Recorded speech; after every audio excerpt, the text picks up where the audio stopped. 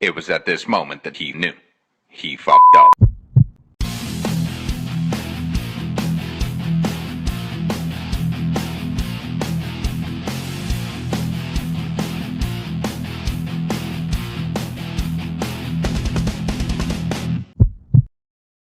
Και προσπαθώντας να ανοίξω τον μπροστινό καπό, ο Λευγές υποχώρησε περισσότερο από το σύνηθες. Οπότε κόπηκε το σειρματόσκηνο. Πάμε να το φτιάξουμε. Να πω εδώ ότι ευτυχώς που άνοιξε το καπό την ώρα που έσπασε το σειρματόσκηνο, γιατί θα ήταν πολύ δύσκολο μετά να το ανοίξω. Τώρα θα ξεβιδώσουμε δύο βίδες Torx που συγκρατούν την κλειδαριά. Από τη μέσα πλευρά έχει άλλα δύο μικρά Torx που συγκρατούν ένα πλαστικό.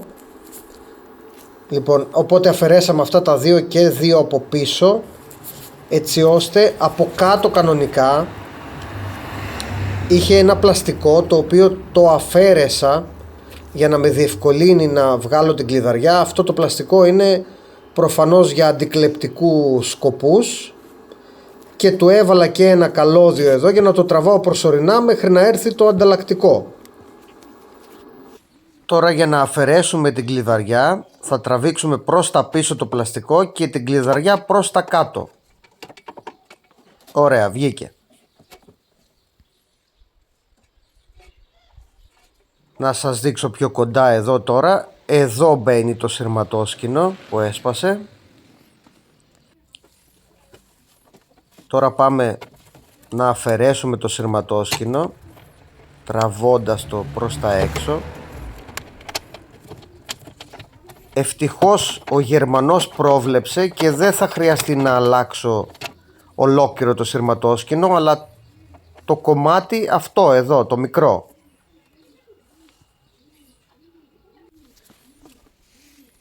Οπότε για να το αφαιρέσουμε τώρα, αυτό εδώ το πλαστικό θα το ξεκουμπώσουμε δεξιά αριστερά, έχει κάτι αυτάκια, το ανασηκώνουμε και από ό,τι βλέπουμε εδώ έχει ένα ελαττήριο και μία εσοχή για να μπει το ανταλλακτικό μας. Αυτό εδώ είναι το καινούριο.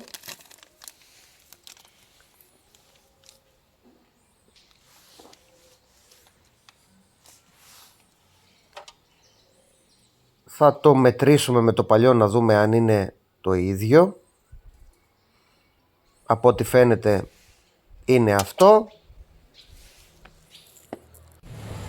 Θα το τοποθετήσουμε στην εσοχή, θα βάλουμε την πύλια μέσα στην εσοχή και το καλώδιο σε άλλη εσοχή. Θα κλείσουμε το καπάκι.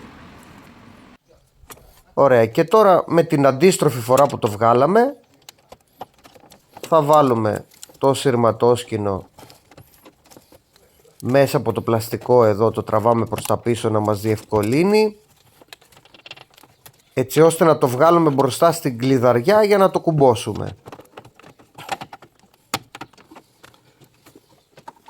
Ωραία, βγήκε μπροστά, να μας δίνει και χέρι.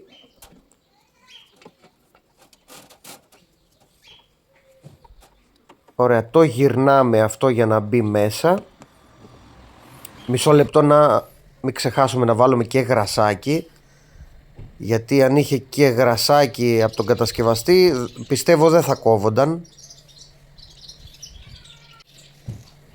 Ωραία, τώρα το βάζουμε μέσα. Κουμποτό μπαίνει αυτό. Ωραία, κούμπωσε. Να κάνουμε τη δοκιμή πριν το κουμπώσουμε, να ασφαλίσουμε την κλειδαριά και να την ανοίξω από μέσα να δούμε αν δουλεύει. Ωραία, δουλεύει, οπότε μπορούμε να το τοποθετήσουμε στην αρχική του θέση. Τώρα με την αντίστροφη φορά θα τραβήξουμε προς τα πίσω το πλαστικό για να μας δώσει χέρι και ανασηκώνουμε την κλειδαριά προς τα πάνω, την κεντράρουμε να κεντραριστεί με τις τρύπες και επανατοποθετούμε τις βίδες Torx.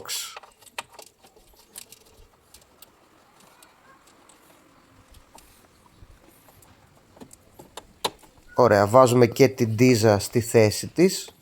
Κάπου έχει κάτι για να κουμπώνουνε, να μένει σταθερή. Ωραία, θα ξανακάνω μια δοκιμή, να είμαστε σίγουροι. Να τα κουμπώσουμε όλα και δεν δουλεύει. Θα ασφαλίσουμε πάλι την κλειδαριά και θα τραβήξουμε το λευγέ από μέσα και δουλεύει. Τέλεια. Οπότε πάμε να σφίξουμε τα Torx.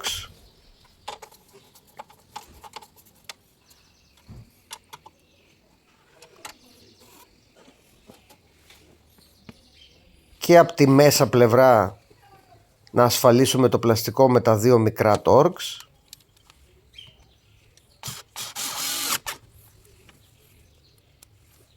Ένα δεξιά και ένα αριστερά.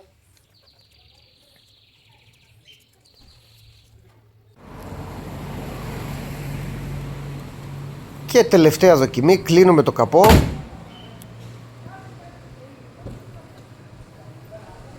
Ανοίγουμε, δουλεύει. Να το ξανακλείσω άλλη μία.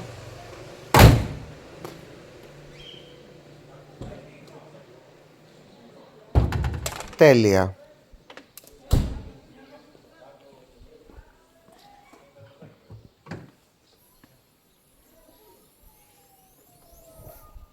Και η αντικατάσταση σειρματόσκηνου μπροστινού καπό από ένα Skoda Octavia Mi K2 είναι έτοιμη. Θα τα πούμε στο επόμενο βίντεο. Για ό,τι απορίες έχετε, γράψτε μου στα σχόλια.